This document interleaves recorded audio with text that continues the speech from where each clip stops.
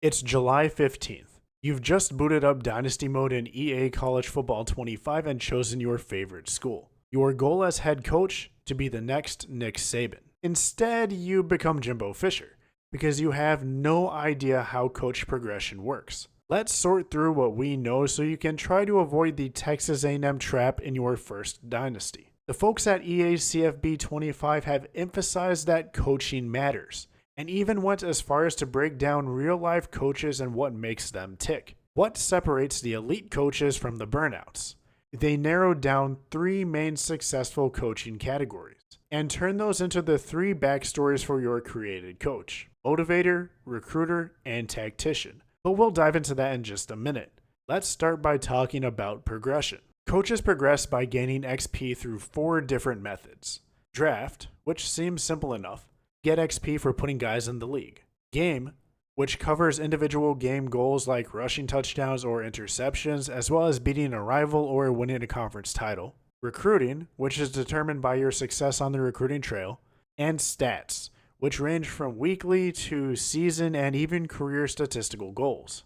One of my favorite parts of this progression XP system is that they have included a screen to show the number of times you have achieved each one of these goals, allowing you to look back on your coaching accomplishments over the years. Not only do the goals appear as you achieve them in-game, but the game also provides you with an XP summary following each one of your games as you work towards the next level. It's clear that coach progression was an emphasis of this game, and with a max level of 50, as well as 5 different progression speeds, you get to choose how long it will take to hit the cap.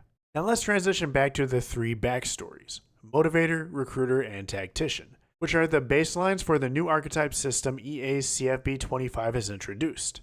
They describe it as a traditional RPG class system, which not only makes sense, but gets me incredibly hyped.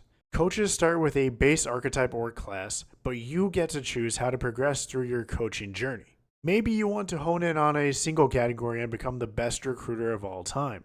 Or you want to have a balanced skill tree to be jack of all trades but master of none. It's truly up to you to pick your path with near limitless possibilities. The ultimate goal is to become what they call a program builder or CEO, 2 of the elite archetypes in the game that combine on-field success and ability progression. But how do you reach that?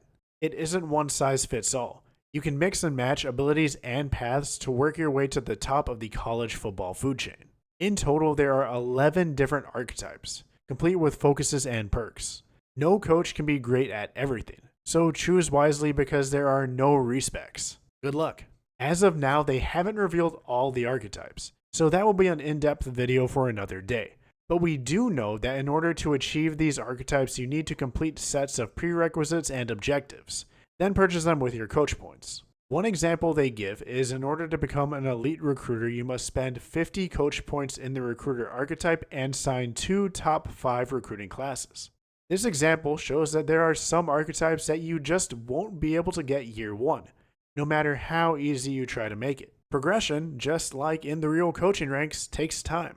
Once you purchase the archetype, you unlock new sets of abilities as well as a perk for your active archetype, which will be the one you have spent the most coach points in. You can check up on your progress towards each archetype in the coach abilities screen, which takes a familiar spider graph approach.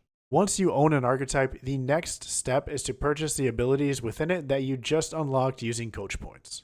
There are a total of over 50 abilities in the game, each with 4 tiers. Outside of a couple archetypes, the majority have their abilities broken down by position group, which makes things even more interesting. Let's say your focus is on recruiting. Will you specialize in bringing in the top quarterback talent? Or maybe putting together the most dominant defensive line in the country? The choice is yours. This will also make your coaching staff important to either help fill in the gaps you may be missing or create pure dominance in a certain field. The Dynasty Deep Dive provided a couple of examples of gameplay abilities you can have as a coach. One was through the Scheme Guru archetype. If you like running a fast-paced hurry-up offense, you can upgrade Fast Tempo Offense, which provides battery pack at Tier 1, causing slower fatigue on offense, Caught Napping at Tier 2, which delays defenders looking to the sideline at the snap, On Their Heels at Tier 3, which gives teams composure boost for first downs gained running the hurry-up, and Tipped Your Hand at Tier 4, providing a chance to see the defense shell coverage in hurry-up. Now, personally, I'm not one to run a hurry up offense, but the fact that they took the time to really showcase the advantages that a dominant hurry up offense has against the opposition through these abilities just makes me happy inside.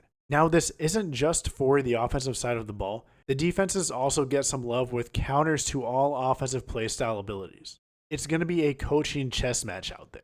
Coordinators also get love too, as both coordinators and head coaches have the same set of abilities and archetypes available to them, allowing for a smooth transition from coordinator to head coach, or back if you drop the ball. This also emphasizes how important it will be to build your coaching staff well, and the impact a high-level coordinator can have on your program. Unlike in NCAA 14, you won't be able to control which abilities your coordinator levels up, but I'll gladly take being able to choose our staff as an alternative any day of the week.